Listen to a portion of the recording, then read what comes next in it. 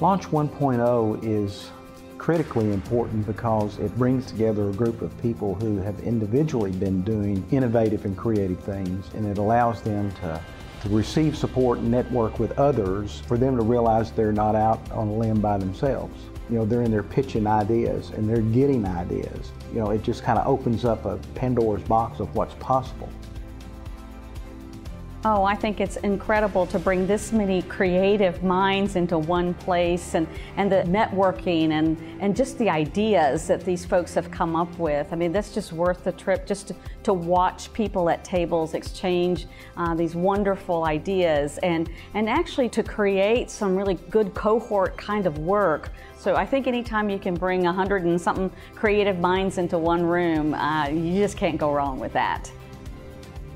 Well, I think it's important for TMF and other like organizations to invest in initiatives like Courageous Leadership Imperative, is because there's been no movement in the life of the church, either in a large scale or in the individual life of a believer, that hasn't included investment.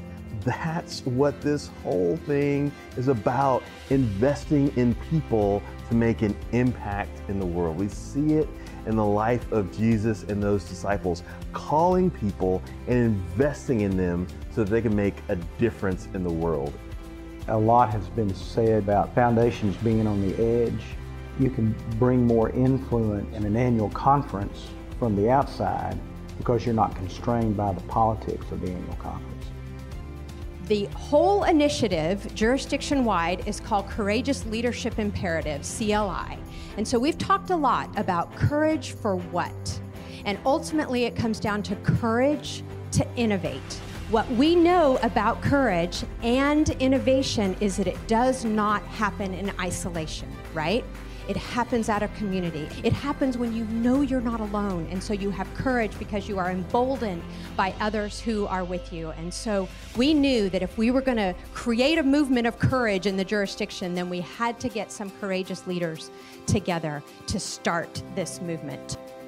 The world of the church today is so different, and we've got to continue to innovate. And I think the investment that we all make, both the bishops and the foundations, this is legacy work.